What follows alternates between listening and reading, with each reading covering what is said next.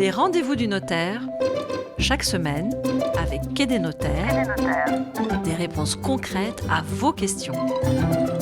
Bienvenue dans ce 16e épisode des Rendez-vous du notaire avec Patrick McNamara, fondateur de quai-des-notaires.com, le site des notaires en ligne. Bonjour Patrick. Bonjour Fred. Comme d'habitude, comme chaque semaine, une question simple et puis une réponse très précise de votre part. Aujourd'hui, notre question, c'est celle de Jean qui nous écrit de Paris. Je suis propriétaire en propre d'une maison suite à une donation de mes parents.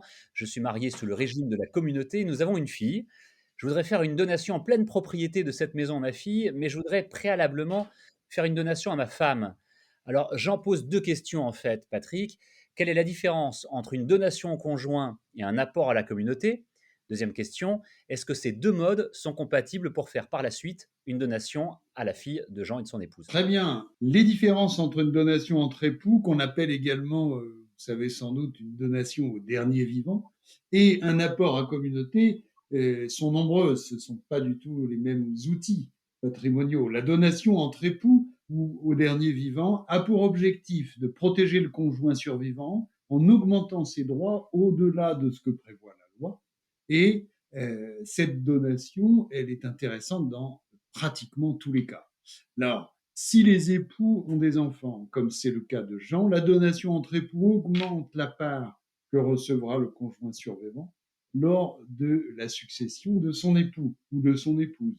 Pour les familles recomposées, eh bien, là aussi, elle est essentielle car elle autorise le survivant à opter pour l'usufruit de la totalité des biens, c'est-à-dire l'usage des biens, et puis aussi la possibilité de récolter les fruits ou les loyers si ce sont des biens donnés à bail, les intérêts, bien sûr, si ce sont des sommes d'argent placées, ce qui est impossible dans une famille recomposée sans signer cette donation entre époux. Donc là, c'est très important. Et puis, les époux qui n'ont pas d'enfants, s'ils ont des parents ou des frères et sœurs encore vivants, dans ce cas aussi, la donation entre époux peut réduire, voire supprimer les droits des parents ou frères et sœurs au profit du conjoint survivant. Alors là, c'est souvent très important car tout le monde n'est pas nécessairement enjoué à l'idée d'être propriétaire en indivision avec ses parents ou ses frères et sœurs. Oui, effectivement. Alors là, on a bien compris ce qu'est la donation entre époux, mais qu'en est-il de l'apport à communauté? Jean demandait la différence entre ces deux procédés, Patrick McNamara. Alors l'apport à communauté est différent de la donation entre époux. Il est utilisé lorsque les époux apportent ou l'un des époux apporte à la communauté un bien qui lui est propre. Il faut savoir que sous le régime de la communauté, il existe trois patrimoines distincts, le patrimoine propre à chacun des époux et le patrimoine commun aux deux époux. Dans le cas de Jean, il dit être propriétaire en propre de sa maison qui lui provient d'une donation. Eh bien, l'apport à la communauté de cette maison aboutirait à la faire entrer dans le patrimoine commun et après cet apport à communauté, la maison appartiendrait en partie à son épouse. Donc, cet apport à communauté est différent de la donation. Il opère un transfert de propriété immédiat, alors que la donation prévoit, elle, des droits plus étendus pour le conjoint au jour du règlement de la succession. Et Jean nous demande aussi, est-ce que ces deux modes sont compatibles pour faire, par la suite, une donation à notre fille? Oui, tout à fait.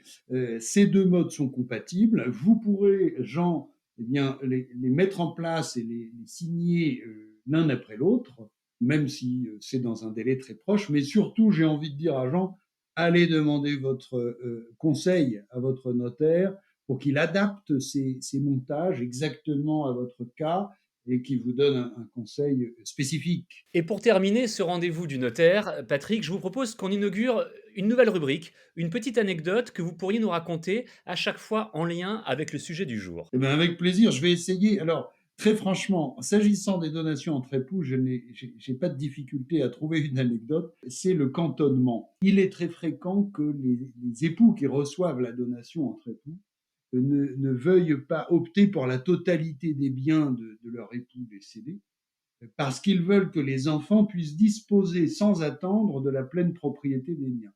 Alors, dans ce cas, le bon conseil et la solution, c'est pratiquement toujours, ou en tout cas très souvent, le cantonnement. Il faut y penser.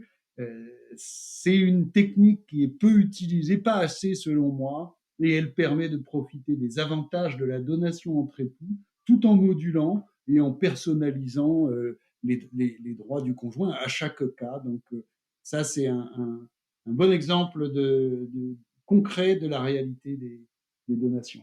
À la fois une anecdote et un bon conseil. Merci beaucoup pour cela et merci pour ces éclairages d'aujourd'hui. Patrick Namara, je rappelle que vous êtes le fondateur de quai-des-notaires.com, le site des notaires en ligne. Et on vous retrouve la semaine prochaine pour un nouvel épisode des Rendez-vous du notaire. Merci Fred, à la semaine prochaine. Et n'hésitez pas à vous abonner, à partager ce podcast et puis aussi à laisser des étoiles sur Apple Podcast ou ailleurs. Ça nous fait toujours plaisir. Les Rendez-vous du notaire, chaque semaine, avec Quai des notaires, des réponses concrètes à vos questions.